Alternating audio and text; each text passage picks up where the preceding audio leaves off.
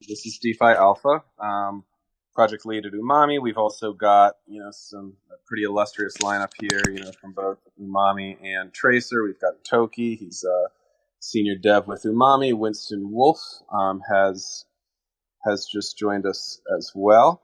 He's leads growth marketing at Umami and is sort of a senior advisor to Umami. And Josh, do you want to introduce the Tracer lineup you've got here? Yeah, thank you, DeFi. My name's Josh. I work growth at Tracer. Big fan of Umami Finance for a few months now. We got Coda, who's also on our core team. Coda, do you want to say hi? Hey, everybody. Welcome. I was just going to say, Coda is also a familiar face at Umami. I think we were just joking earlier. He's one of the more connected fellows on Arbitrum, and I know he's core team for you and a big participant in our community as well. Yeah, been in the Umami Discord now for a few months, I think since launch actually. Love the crowd, love the community. Umami is one of my favorite Arbitrum projects as well. Low key, Umami has the best artwork in the space. So you can ride with knowing that your artwork is 110% the best. Awesome. We'll definitely take it. So yeah, I mean, I think maybe just to get the ball rolling on this, do you guys want to kind of just introduce Tracer? I mean, I think we probably have a lot of folks who are longtime members of the Tracer community or know a lot about Tracer through Umami, but for those out there who are still kind of getting acquainted to Arbitrum and to Umami and Tracer, do you want to kind of give them a DL on what you guys are about? Yeah, absolutely. So Tracer was started to basically allow people to manage risk on all sorts of different prices in the world. So whether it be agricultural prices, whether it be exposure to different financial markets, and then in crypto with V1, prices in the crypto ecosystem. And so that's kind of what Tracer was founded on. Its core principle is not necessarily from the speculative angle of derivatives. A core reason why derivatives exist is twofold. One, because there's an economic reason for them to exist. So for instance, for corn futures, there's an economic reason for a farmer to sell their produce to the market, as well as a company like Kellogg's, which makes cereal to have inputs. There's an economic reason for them to buy and manage their inputs at each quarterly report when they give that to shareholders. So an economic reason for derivatives to exist. And then also someone needs to hedge risk. And so that's kind of why Tracer was created, was to enable all markets to be tradable from the perspective of not only trading, but also managing risk. And yeah, that's kind of like the core principles of, who uses it, why they would use it. And maybe Coda, do you want to speak to some of the couple of the major innovations there? Yeah, one of the huge, biggest innovations we've had is with perpetual pools and the ability for people to enter a leveraged derivative position without the risk of being liquidated. We really like to highlight the modularity and composability of our assets and the fact that you can hold them in your wallet without worrying about having to actively trade them. You can use them to take a loan against, or you can use them to just hold for exposure to downside risk or upside risk. I noticed that Umami's now doing this with their treasury as well, which is exactly how these perpetual pools were intended to be used, which is great. Yeah, and if sorry, DeFi, to cut you off there. Like, if anyone, I'm just going to frame this up too. Like, if anyone ever has used FTX as perpetual swaps, or has been in some of these platforms, you'll know that like when you're trading, you got candles in front of you, you got like lights flashing at you, you have a margin account you have to maintain. And you're constantly got this slider that's, encouraging you to probably take on more leverage and, go from 3x to 10x when you're buying the dip and all this kind of stuff. And so the product that Coda just described there, a lot of it is just safer to use. I've used Tracer now for 3 months and put quite a bit of my own capital through it. And I've just not gotten the urges of using a perpetual swap product like you would find with FTX or Binance in terms of like over trading and whatnot. Yeah, that makes a lot of sense, and I feel like you guys have hit on a very important point with Tracer, which is, I think that when a lot of people hear the word derivatives, right, their mind immediately goes to sort of, high risk, very sophisticated strategies, used by traders, maybe taking ultra leveraged bets on price movements. But I think what we've always liked about the perpetual pools, and you have alluded to as well, is that what you're building actually it can be used in multiple ways, but it certainly lends itself to being used by, everyday investors who don't want to, who want to reduce risk in their portfolio to kind of hedge out, exposure to the market that, they might not want to take on, right? And I think that the perpetual pools make that a lot easier. And as you said, because you don't, there's no risk of liquidation with the perpetual pool, it's something that you can enter into pretty safely. I mean, I guess one thing I'm kind of curious to hear from you guys, we certainly use the perpetual pools in that way ourselves. For those who don't know, we hold about 300,000 more now, $300,000 worth of Tracer 3S ETH USD tokens. So what that does for us is that reduces our exposure to market volatility, because it's a leveraged short position, and we can never get liquidated. But if the market drops, that position increases in value, so that our portfolio stays more stable. So that's an example of sort of very simple risk reducing move for us. But I guess I'm curious, when you guys kind of got off the ground and decided you wanted to build this decentralized financial derivatives marketplace, was the vision, to really focus on these sorts of products that have this potential to kind of hedge out risk for everyday investors? I mean, was that sort of one of the ways that you were differentiating yourself from, maybe other derivatives trading platforms that already existed? Yeah, absolutely. I mean, the average person to understand the concept of like what hedging is and why you would do it, like it's kind of obscure. And so we actually doubled down on that direction because of the way the perpetual pools product works and how safe it is to use. It actually is really good at putting on that kind of hedge, so that if the markets were to correct, you're kind of market neutral or slightly exposed, versus being all in altcoins and like seeing a 70 or 80% drawdown. Like I'm going through my probably 60% drawdown in crypto, and I've never been able to manage risk at all. Until this year, where I started to get serious with Tracer and be like, wow, this is like a discipline that I should learn, because this is what professionals do. And we're making those tools accessible to everyone. And like to you guys' point, and what I love is, the leverage inside of Tracer on the short side allows you to put, 200K worth of capital to work, but you're hedging out about 600 to 700K worth of spot exposure, which is really cool. Yes, exactly. And that's what we loved about it too. I mean, we love, holding the Tracer pools, but of course we want to have a diversified portfolio. So for us, being able to just, deploy $300,000 of cap, about 5%, $300,000 is about 5% of our portfolio, and, hedge out really a surprising amount of, the market exposure that we had was fantastic. I think one thing that we should definitely flag and maybe share with listeners is the V2 perpetual pools launch that's coming up. I mean, we're definitely keen on any alpha about sort of the exact timing. I know that's still a little bit TBD, but that it is coming soon. But also would love just to kind of give you guys a chance to talk about what makes V2 different and makes the V2 pools even more appealing for these sorts of functions for people. Yeah, and DeFi, before I get into V2, how is your short position doing? It's doing very well. It's timely that we're having this call now, right? When ETH is 2550.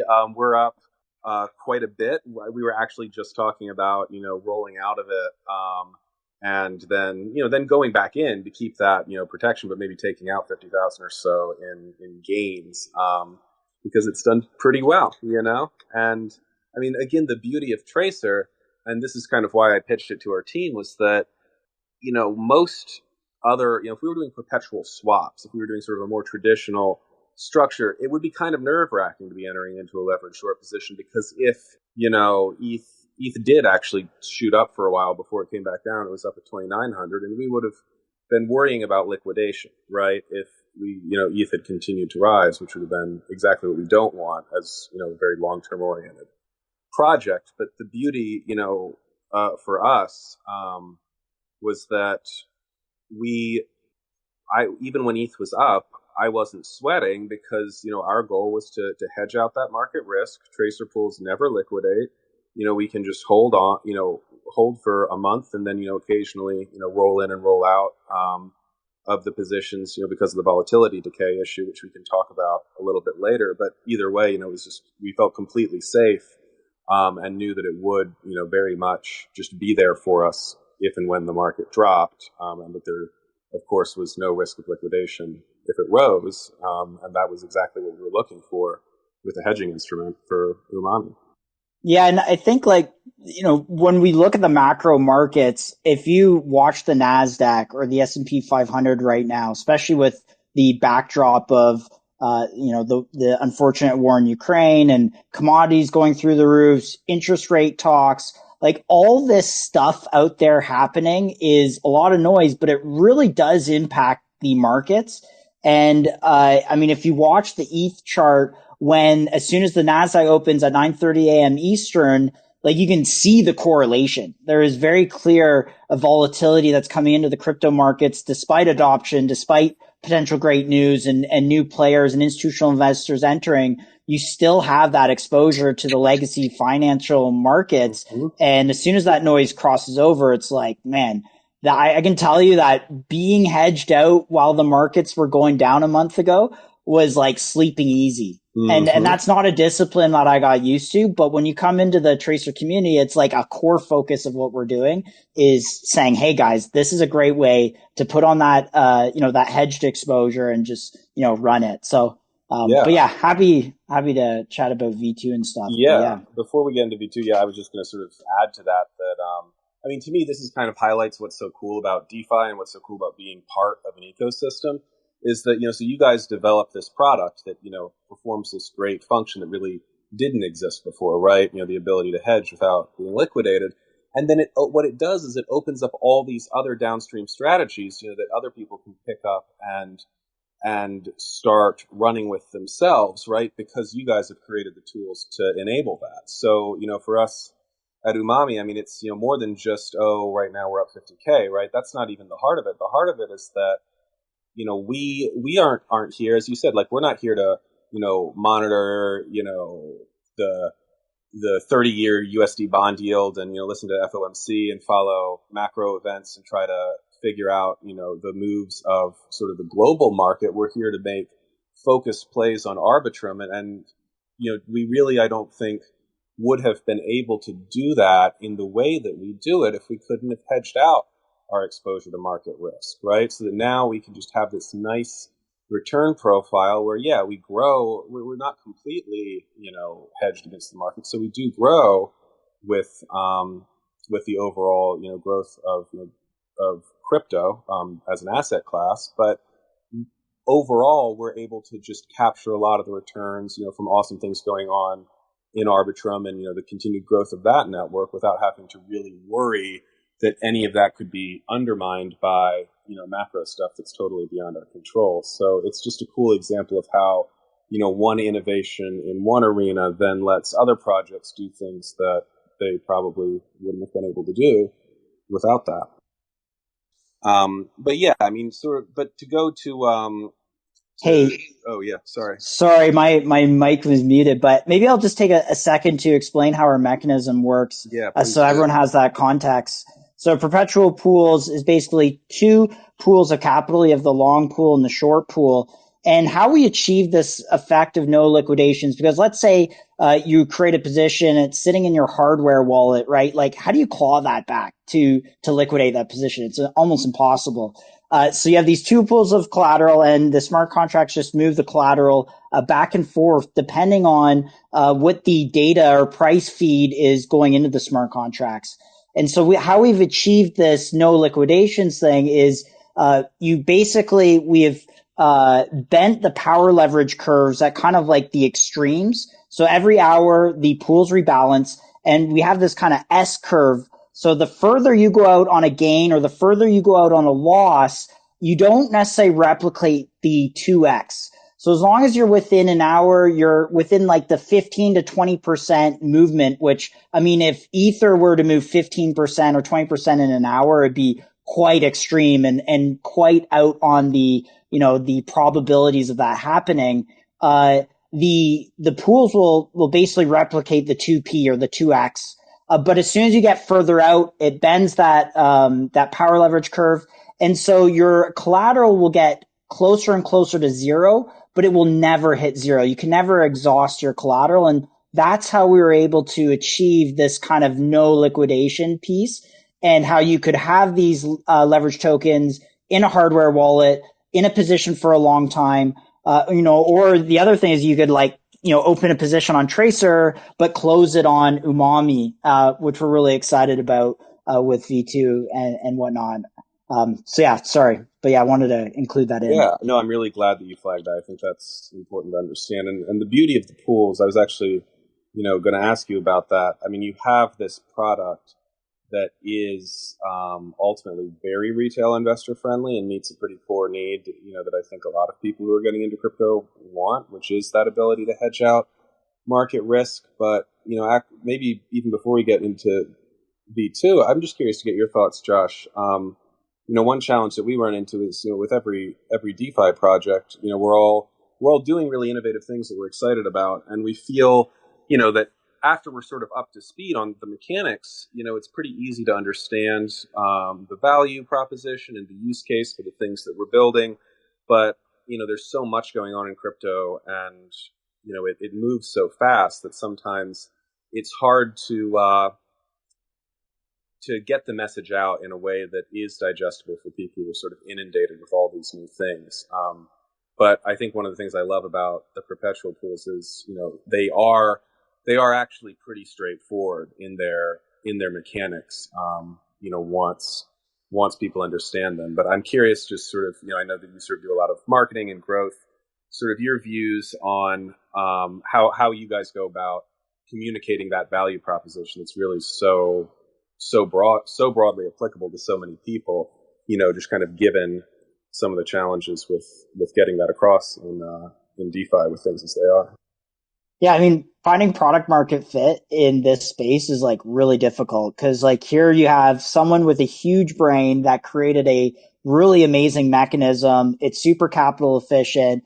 And it's how do you tell people about financial products and financial literacy, where a lot of the crypto space is still retail investors, and they're learning about smart contracts and wallets, and now there's this layer 2 thing called Arbitrum, and there's this whole ecosystem on top of that. It's now I got a bridge funds. It's really difficult. And actually, this is what I love about Umami, is that it's so stinking easy to basically buy Umami, stake it in the Marinade product that you have, and then you guys go and figure out all those complexities, and return a really amazing APR with your treasury. And if you're from the Tracer side and you're on this chat, go click on Umami, go click follow, and please go look at their product. It is quite sweet. And so yeah, I mean, I think that basically these types of conversations are how people can learn. And yeah, I love what you guys have done, because you make that yield opportunity easy. It's non-dilutive to the Umami price, which means,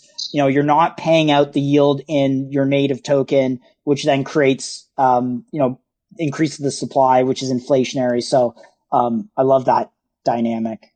Yeah, no, I'm glad you said that, and I really appreciate you saying that, Josh. Because that is our goal, is to just provide that, very easy to understand, simple but clear value proposition, and offer an entry point into the Arbitrum ecosystem that is not, too crazy of a leap for, maybe a non-crypto native investor, or someone who's mainly familiar with mainnet and just beginning to think, oh, maybe I should get involved in this whole L2 thing. So yeah, we're hoping that we can, just continue to get that message out there that, you can get that exposure to, what we think, is tremendous upside from, these L2 scaling chains like Arbitrum that just keep, attracting more and more and more liquidity and users from mainnet, because people, of course, are tired of very high mainnet gas fees on all their transactions. And so we really hope that, just by continuing to have sort of a very simple core product and also trying to do some things to make it easier for people to bridge to Arbitrum so that they don't need to deal with bridging themselves. And we're building some infrastructure into our platform for that, we can at least kind of let people get that initial exposure to the ecosystem in a very risk managed way. We already talked about how we use Tracer to help us with that. And then just, enjoy the upside from the passive income to, people who stake Umami into our marinate product. So, we're very excited about that. And, I think the hope is, sort of to your point, right? Like project like Tracer has just so many incredible innovations that really deserve to attract a lot of TVL because they can actually improve a lot of people's lives, right? I think if you're just buying, a grab bag of tokens on a centralized exchange, which is how so many people, who are beginning to get into crypto do it, there's no hedging exposure there for you. You're actually, eating a lot of risk, right? And Tracer's solved for that. And again, in my view, I think that, there is, a very clear value proposition, very user-friendly interface on Tracer so that people can just incorporate it directly into their portfolio. But, even if they're not quite ready for that, at least Umami's doing it for them, right? And that still directs, more liquidity to Tracer. Yeah, and what I love about the composability of the ecosystem is we can do vaults that basically replicate certain strategies. And so one thing that we are coming out with on the Tracer platform is a skew farming vault where people can essentially allocate capital to a strategy that basis trades the skew and the pools. But like there's also a version of this where maybe it's between different products and platforms, right? And I know you guys are kind of instrumental, and maybe I'll kick it back to you, DeFi. How do you see kind of yield or income opportunities unfolding that are using the different like Tracer Umami kind of partnership? Yeah. No, that's okay. Using the Tracer and Umami partnership, that's interesting because I was actually going to say, we are really fans of some of the new V2 functionalities that you guys are going to roll out for ourselves, and I would recommend it also just to other retail investors who are sort of building their own portfolio strategies. So as I think we've mentioned before, a big focus for us with our treasury is wanting the exposure to the upside of the growth of the Arbitrum ecosystem, including Tracer, without having a lot of underlying risk in our asset holdings. So something like the skew farming vault is fantastic because, as Josh said, what we're essentially doing then is providing liquidity as needed to different sides of pools, to make sure that those pools stay in balance and sort of getting, a sort of relatively higher returns by doing that, right? But since we're kind of playing both sides of the pools over time, we're not taking a very large leveraged directional bet one way or the other on the market or on any asset. So, that's an example of something that's very appealing to us. And then, in terms of sort of the plays between Umami and Tracer, I think this is something that we get really excited about. I think, Josh, you've been on our calls, right? We always think we're going to talk for 30 minutes and we end up always going over an hour and more ideas come up about different ways that we can collaborate. But, I'll say I'll give a succinct version and then I will let you kind of walk people through V2. Anyone can build their own derivative products using tracer pools. And as Josh described, the pools are collateralized really they could be collateralized by any token, I would imagine. all that needs to be done is that token gets passed back and forth between the long and short side of the pool, in accordance with, movements in the underlying asset. And any number of assets could be used for that. So, we're very excited about the idea of, expanding utility for the Umami token and for our Umami holders, by working with Tracer. And, we're going to be generating some new vault strategies that use Tracer pools. We're going to create some new tokenized pools on Tracer that are collateralized with Umami.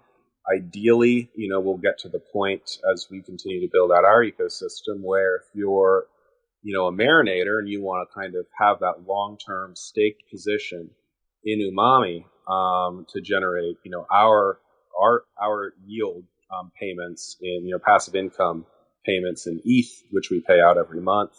You could then, do that, but then borrow some Umami against your staked Umami and then go over to Tracer and use that to, get exposure to any number of assets through Tracer pools that are collateralized in Umami. And I realize that's a lot. There's no way to explain that without, sort of revealing all the, how many different mechanics are involved. But Josh, why don't you sort of walk people through the broader vision of the V2 perpetual pools that you're going to roll out? And I think that'll give people some sense of the scope for possible collaboration with other projects, like Umami, that this really opens up. Yeah, there's two core things on V2 that we are literally weeks away at this point.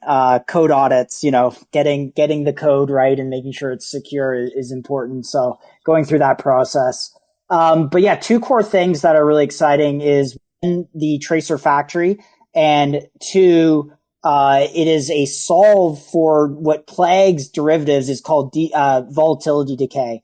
And so I'll start with the Tracer Factory. The Tracer Factory is this concept similar to how Uniswap had a factory model where you could essentially create markets for any tokens. Tracer is enabling you to create markets for any derivative markets.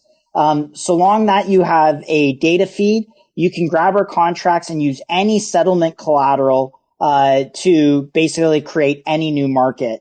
And it doesn't have just to be a price feed. It could be any data feed that you could take the price feed of a company and the carbon emissions of that company and have a market, or you could go take the price feed of Bitcoin and the price feed of, let's say, gold, and now you can play them off each other, right? The adoption of Bitcoin versus gold. And so you can kind of see this explosion of different interesting use cases and marketplaces. All you need to do is take your data feed and have an Oracle wrapper around it that basically takes an SMA of the price feed and allows you to create indexes in different markets. So that's what the factory is. We're really excited about it. The other component of the factory that's really interesting is it's not just leverage tokens. That's what V1 is, get a product in market, make sure it works, get some TVL against it, prove it out. But we're also looking at options and perpetual swaps and all sorts of different financial contracts that will be built by developers. And so a developer will be able to grab the contracts, put a front end, put in some collateral on both sides, and now you have your own DeFi application. So we're really excited about that. And with what you were saying before, is the settlement in any collateral. And so, if you think of a user like in the altcoin, run and crash of 2015, 2016, if you had let's say a bag of Link or, a different, token, utility token, as soon as Bitcoin started running, everyone was kind of selling their tokens to oh crap, the price against Bitcoin is going down.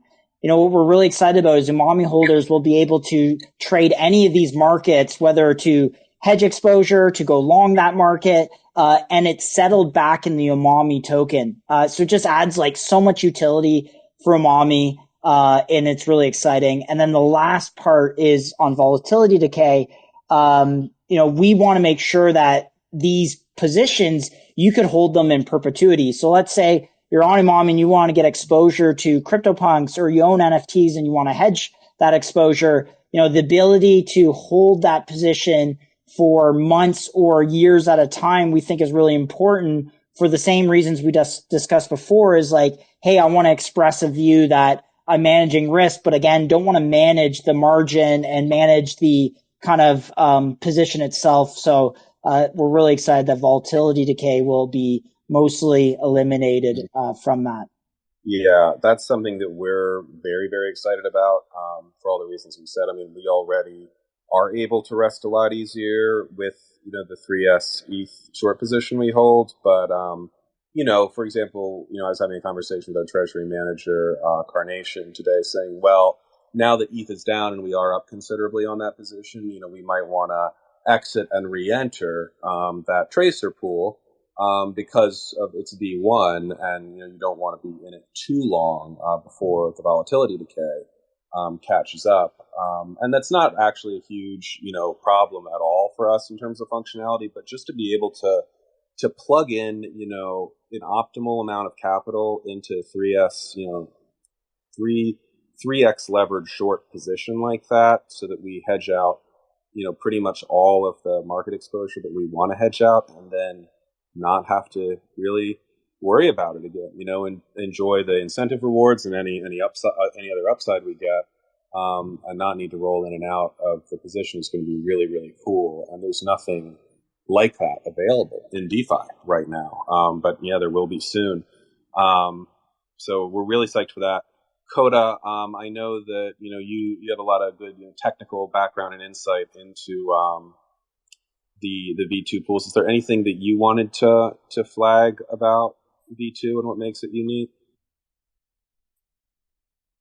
Yeah, look, Josh touched on many of the biggest points, which is the Tracer Factory, which will be a contract that allows anyone to launch their own market on the Tracer V2 per pools. But also we have data indices coming in, reduced fold decay, and vaults that are going to be coming in to farm the skew. Skew farming is something that affects perpetual pools in a minimal way, but it can become like capital efficient to skew farm. So we're looking at providing principal protected vaults that focus on increasing your underlying position through farming that skew on the Tracer perpetual pools. That's another little feature that we're slipping in before V2, hopefully.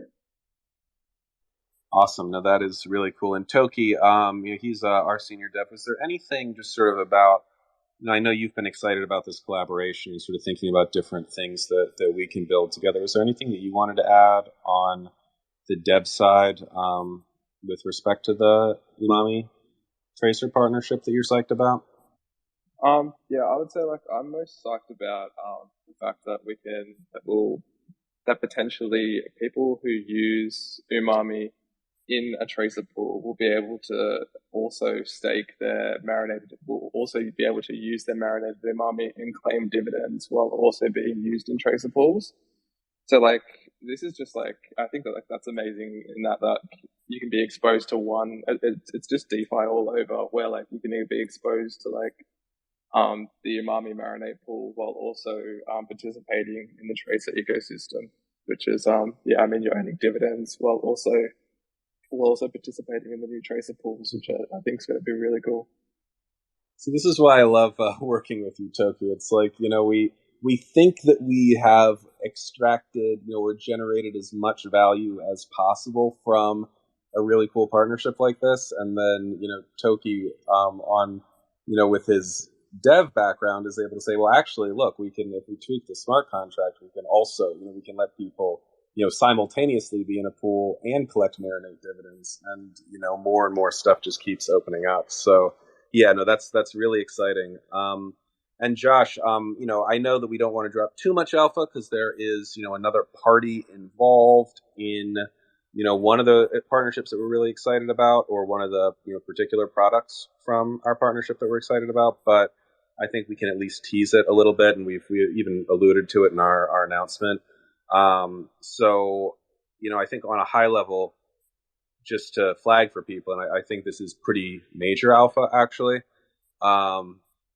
we are going to use the Tracer pool tokens, including probably at least one new pool token once V2 launches that will be Umami collateralized, as part of a new vault strategy that Umami is building. And what this strategy is going to do is it's going to use some products, and I won't get too into the details on this side of it, but some GMX products to get, broad-based long market exposure, although not, relatively low delta, not a lot of market risk, but broad-based, diversified market exposure through GMX and substantial yield from those products.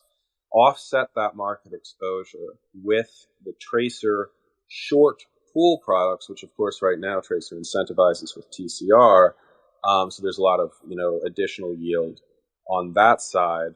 Put that into a vault, and if you have the right ratio of long exposure, high yielding, the GMX side of it, short exposure, high yielding, through the Tracer side of it, you can enter something so market neutral, a vault where people can deposit stables and take out, that collateral, very basically, you can have no risk, very low risk of the underlying collateral lose value of a market neutral position overall. And, we take those stables in, we can use new Tracer pool tokens and support Tracer, also use them to support GMX, and have, we believe, based on our calculations, one of the highest yielding stable vaults, at least in terms of sort of, really valuable, reward tokens like ETH, GMX, Tracer, very high APR. And we think that this could be just, a major boon for retail investors, a really great, place to deposit stables that beats most, if not all, major stable vault strategies that, people would normally look at. And, also support, both GMX and Tracer, which are, two projects we really like on Arbitrum. So I don't know if anyone on the Tracer side wants to add to that, but I did want to drop that out because I think it's going to be big for really the whole ecosystem when that goes live. And it's, again, made possible with the cool stuff Tracer's building. Yeah, I think really quickly on that, everyone asks me, what makes you different than GMX or other platforms and derivative products out there? And I don't think it's a zero-sum game. I know derivatives is a zero-sum game, but I think you can have an ecosystem where you're long on one platform, short on the other, and even that trade has its own basis trade to it. And so you can kind of do these kinds of strategies, and they're more capital efficient probably on separate platforms than they're even on their own platform. So yeah, really stoked about that. And that's just the composability of DeFi and Arbitrum and stuff, and, help your local TradFi people to understand the power of these ecosystems. So that's a call to action to everyone. Totally. So anyways, I think we've covered a lot of really cool stuff. Josh, is there anything else that you want to flag, or should we open it up to questions from all these great listeners? Let's open up to questions, but also drop Tracer a follow. Drop myself a follow if you're from the Umami side, and Coda. Coda's a big brain. We got Bob, our community, all-around community guy. So if you ever have any question around how to get involved on the community side, DM Bob. And Tracer people, please give Toki and Winston as well a follow. So yeah, but yeah. Yeah. In fact, I'm looking. I think after this call, here we go. I want to just give everyone a chance to follow Tracer's Discord. And you should do the same with Umami, but there's a link, on @TracerDAO right now to their Discord. It's an awesome community, and you should really check that out. And likewise, obviously, join the Umami community as well. If you have not, why don't we, after the call, we can tag folks as a comment to this this tweet, so people will be able to find different people's handles and follow from there. We'll also include a few links too. That is brilliant. Yeah, no, Winston always has the best ideas for kind of keeping people looped in on stuff. So yeah, we'll tag all of you guys with Discords and maybe some other useful, cool info after this call. But yeah, in the meantime, I see there's already some requests for speakers. So being an intern, I will And you've been waiting for a while, so let's fire away as soon as you connect. Curious to hear your thoughts. Welcome, Bean intern. Hey, Yeah. hey, sorry, I get a little bit of delay. So it took me a little bit to jump up. There was one thing I wanted to say before the question for like people in the audience as well to keep in mind is a really exciting thing about derivatives is that even if you're not trading futures, it has a massive effect on like market stability because it just increases liquidity, especially when people are doing leverage trades. So even if you're not going to be using them, you should still be really excited about platforms like this in terms of just like having more stability in the future, especially with shorts, because there tends to be this automatic positive price impact when people can only buy assets. Except as soon as you open up the ability to short, it means that there's a lot more people like looking out for risk, trading on that risk, and then it can stop assets from like exploding up too much, and then save you from those sort of massive crashes.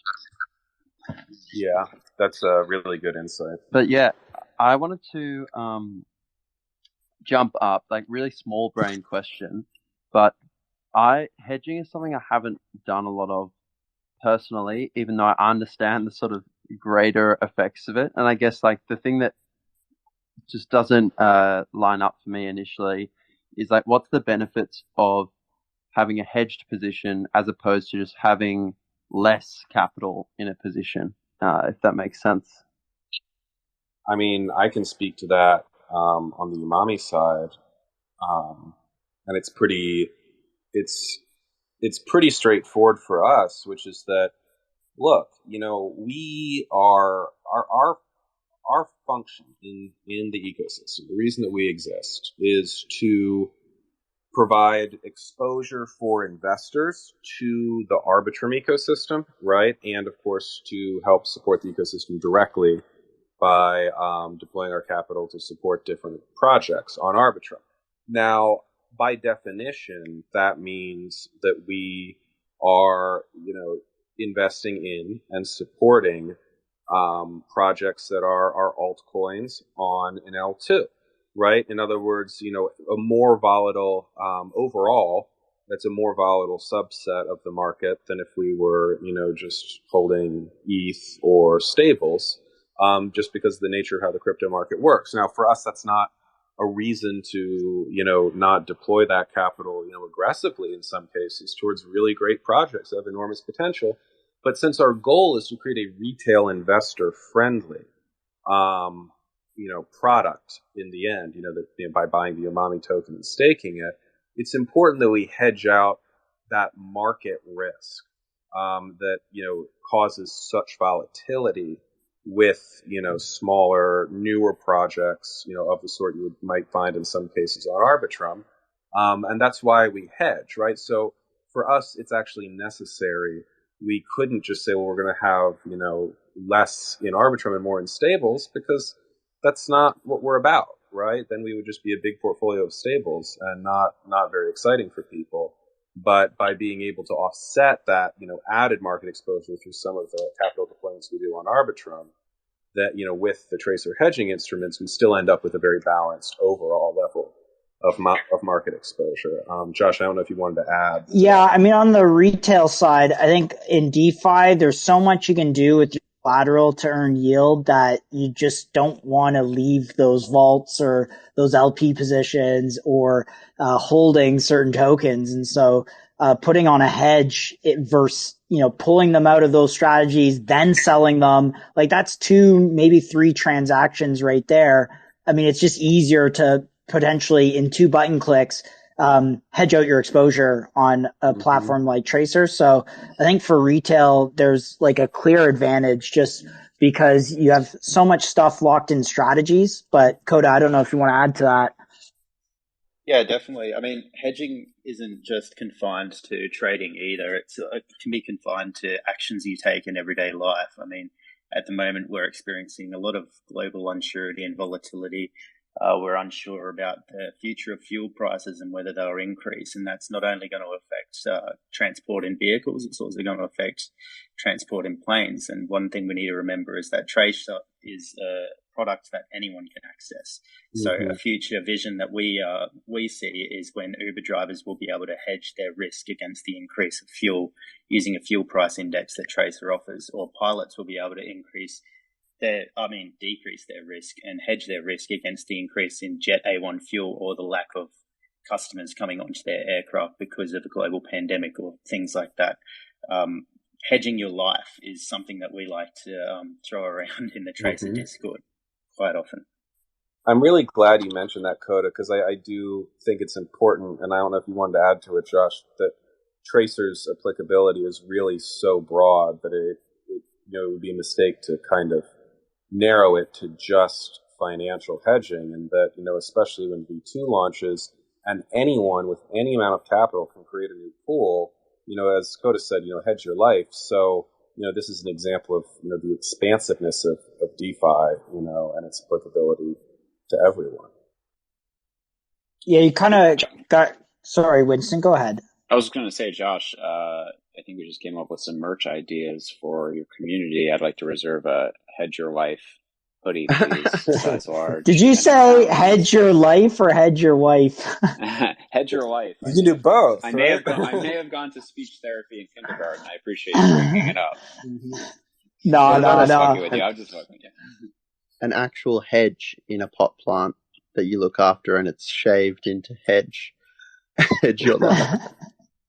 No, I think you're right. Is like our product is not confined within a platform, and we're really infrastructure. And so, yeah, as long as you have a data feed for that, and ideally you have to have a trusted data feed, or, we've seen in DeFi that those things can be compromised, but I'm sure someone on the Oracle side will figure out solutions around that. But yeah, a trusted data feed, and boom, any market is possible. And so it's kind of like your own personal leverage ETF, which is really cool.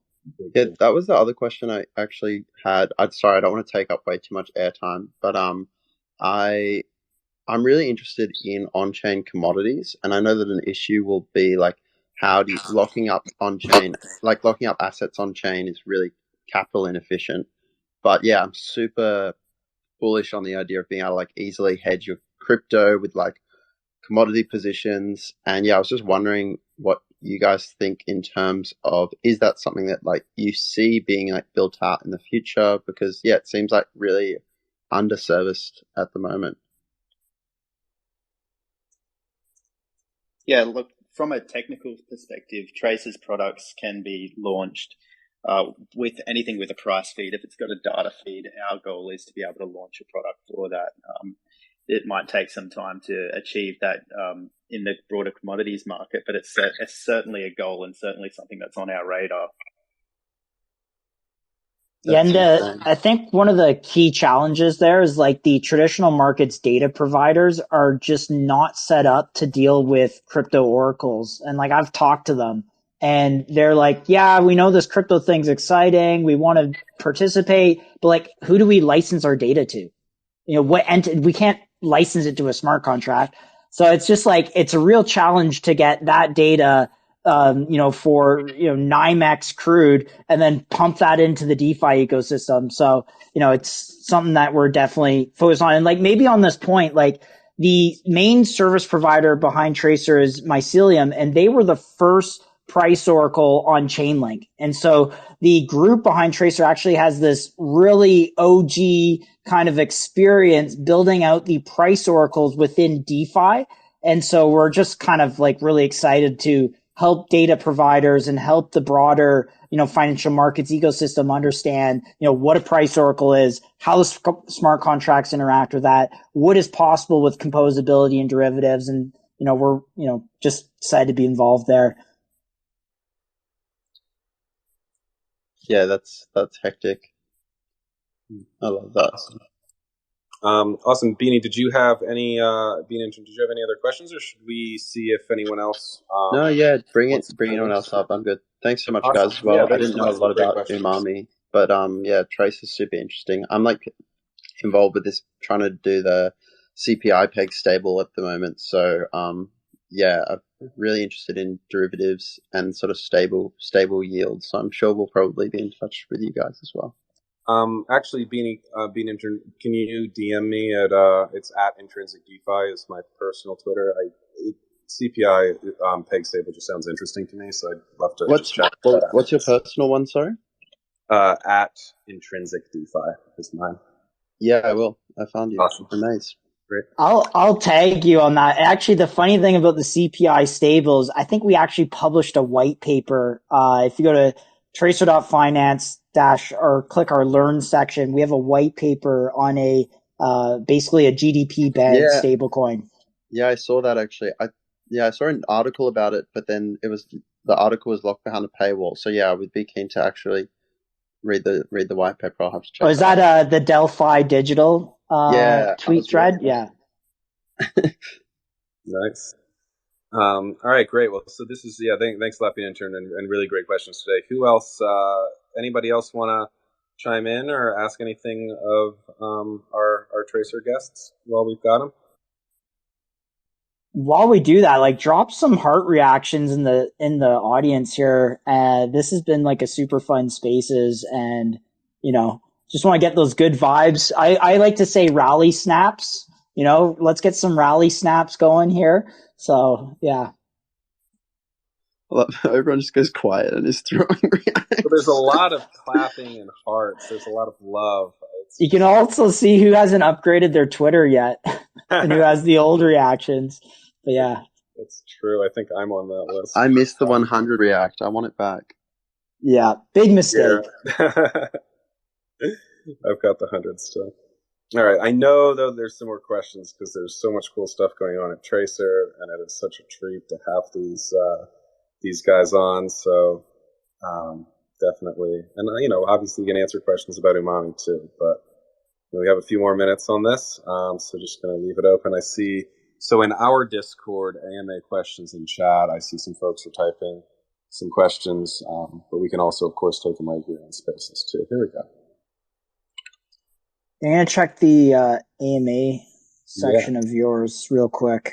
Yeah, I saw some folks were typing, but Flame, you just joined us. So what's Hey guys, how are you? Good chat. Sorry for the squawking birds in the background. My question is, what's going on with TracerDAO and Olympus? Interesting. I will pass that to Josh and Coda.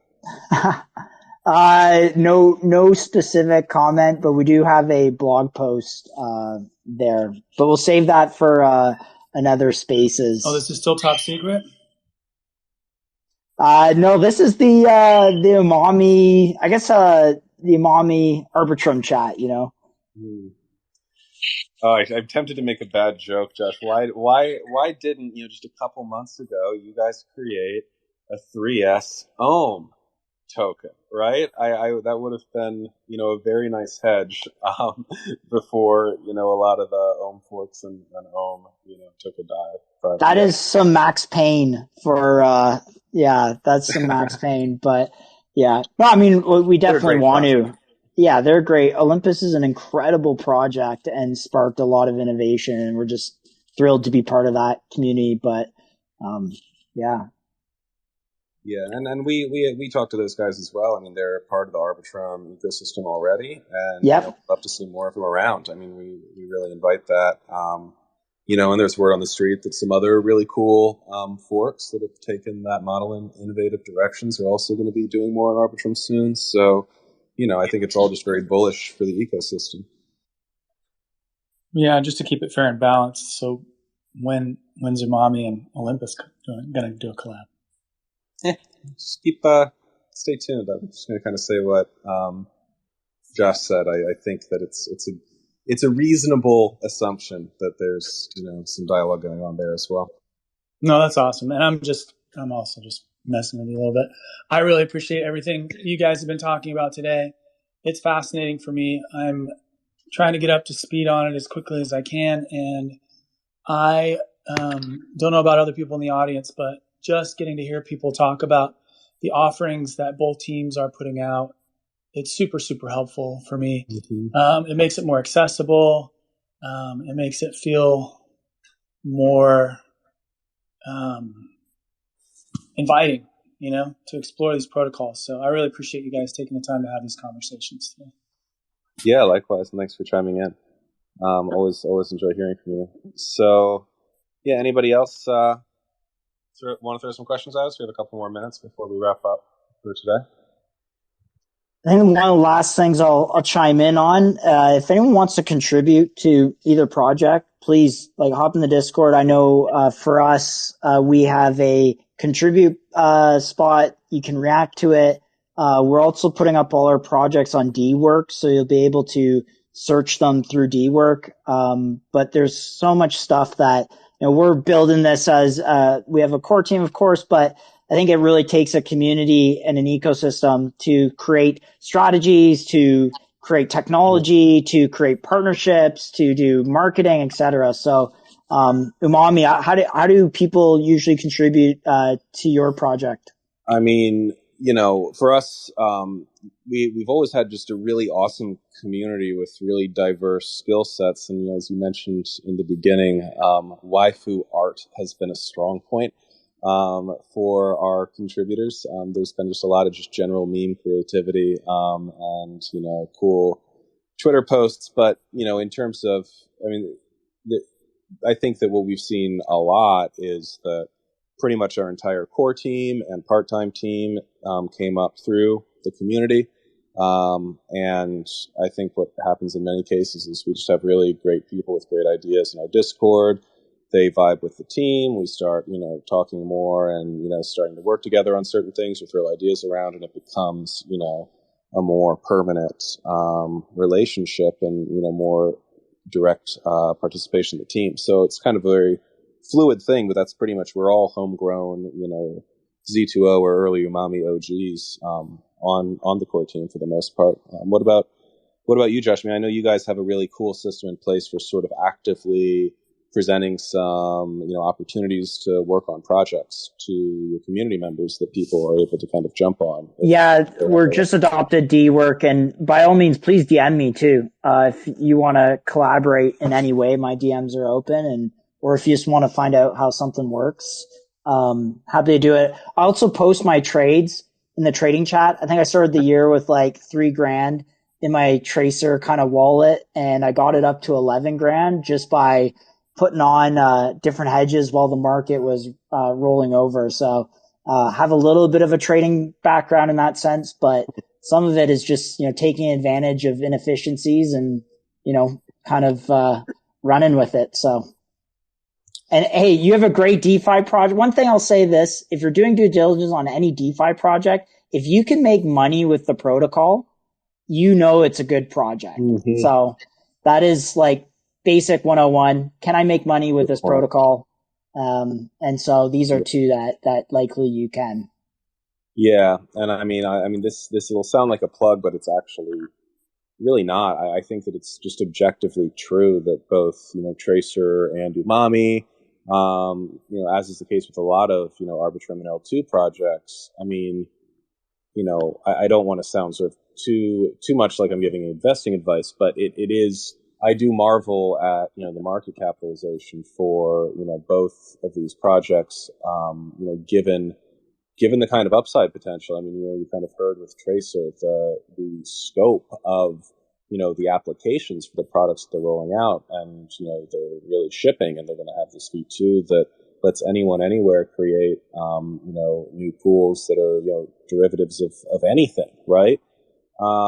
So I do feel like, the people who are listening to calls like this are really ahead of the curve in terms of getting in early on some really exciting projects on a network that's just starting to take off. And with Umami, we're still, the treasury value per Umami token is $18-19, and we're trading at $7.50. And at the end of the day, we're just very interested in shipping on the cool things that we're building, and we actually kind of like that for new investors. The fact that we're below net asset value is just a great opportunity, for people who are getting in early to enjoy much higher yields from marinating than people will probably ever be able to get again. But it's just interesting to see sort of how the market is, particularly with crypto and, things that are fast moving and new.